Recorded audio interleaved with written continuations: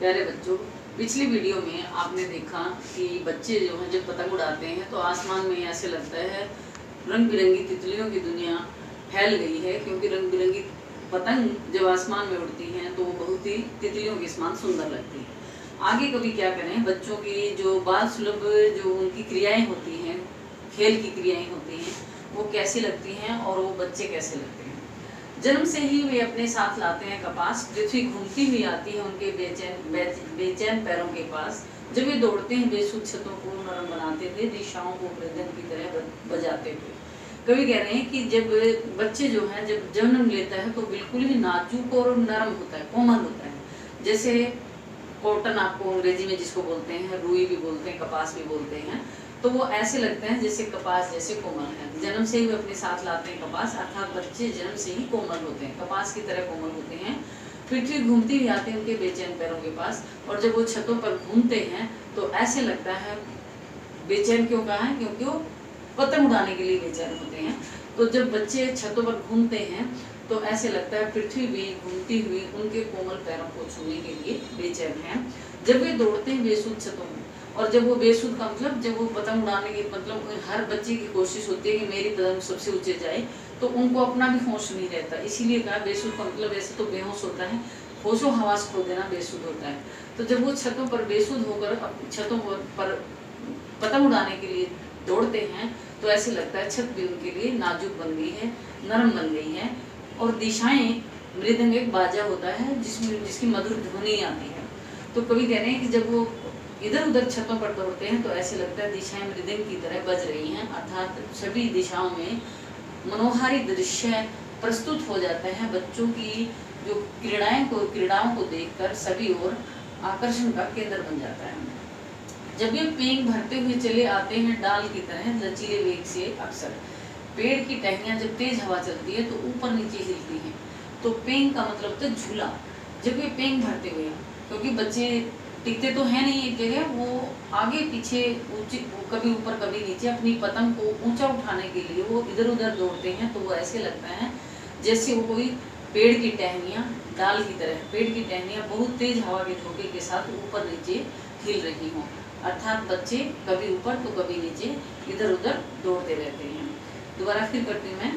वो ऐसे लगता है मानो दिशाएं, जब बच्चे इधर उधर दौड़ते हैं तो उनकी आवाज़ दिशाओं में मृदंग की तरह प्रतीत होती है, और जब वो इधर उधर छतों पर दौड़ते हैं तो ऐसे लगता है कि तेज हवा के झोंके के साथ किसी पेड़ की टहनियाँ ऊपर नीचे हिल रही हैं।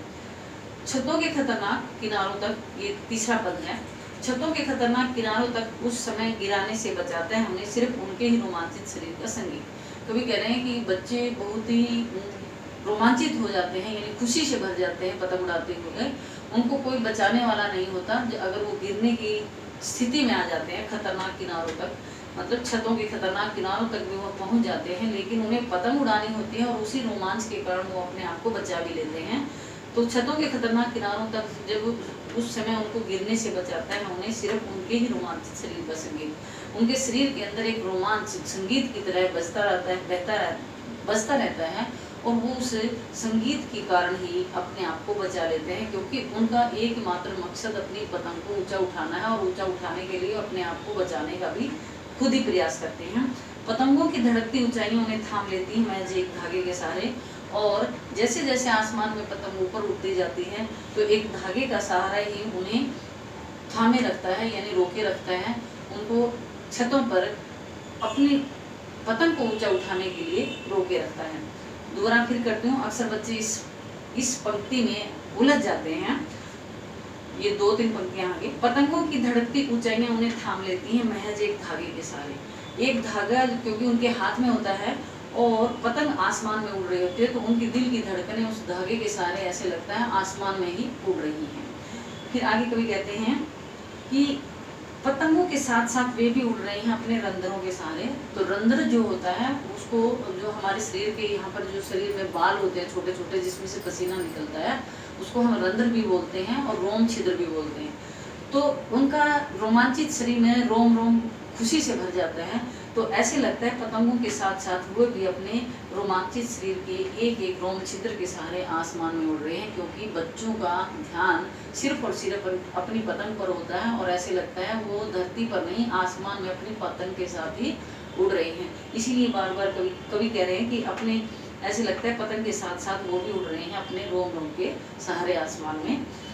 आगे कवि चौथे पद में क्या कहते हैं, अगर वे कभी गिरते हैं छतों के खतरनाक किनारों से और बच जाते हैं तब तो वो और भी निडर होकर सुनहरे सूरज के सामने आते हैं। पृथ्वी और भी तेज घूमती ही आती है उनके बेचैन पैरों के पास। कभी कह रहे हैं कि जब अगर मान लो कोई बच्चा गिर भी जाता है और उस खतरनाक छत के किनारे से और वो बच जाता है, भाग्यवश बच जाता है, तो वो उसकी जो डर होता है वो उसके दिमाग से निकल जाता है कि छत से गिरने से कुछ हो भी जाएगा। तो कभी ऐसे बच्चों के लिए यही कहते हैं कि बच्चे जो हैं उनका मन बहुत ही जल्दी मजबूत बन जाता है। तो अगर वो किसी छत से गिर जाते हैं, खतरनाक किनारे से गिर जाते हैं तो और बच जाते हैं, तो और भी ज़्यादा उनमें निडरता पैदा हो जाती है और वो अगले दिन के सुनहरे सूर्य के उदय होने का इंतजार करते हैं। और क्योंकि दिन में ही पतंग उड़ाई जाती है तो अगले दिन का इंतजार करते हैं। सूरज सुनहरे का मतलब स्वर्णिम आभा से भरा हुआ अगले दिन के उदय होने का इंतजार करते हैं। और पृथ्वी भी ऐसे लगता है घूमती हुई उन बच्चों के बेचैन पैरों को छूने के लिए लालायित हो रही है, अर्थात पृथ्वी भी बच्चों के लिए नाजुक सी प्रतीत होती है। कहने का भाव यह है कि जब सर्द ऋतु का वातावरण होता है तो सभी और आकर्षण सुंदर होता है, सारा वातावरण अपनी ओर आकर्षित करने वाला होता है और बच्चों की जो बाल सुलभ चेष्टाएं होती हैं उस सब के मन को अपनी ओर आकर्षित करती हैं। आसमान में उड़ती हुई पतंगें तितलियों की तरह बहुत ही सुंदर लगती हैं। प्यारे बच्चों, ये आपको कविता के सरलार्थ अवश्य ही समझ में आए होंगे। समझ में आए तो आप कमेंट बॉक्स में अपने कमेंट देना ना भूलें। आप कमेंट नहीं देते हैं। और इस वीडियो को लाइक करें, शेयर करें, सब्सक्राइब करें और अपने साथियों को अवश्य ही इसके बारे में जानकारी दें।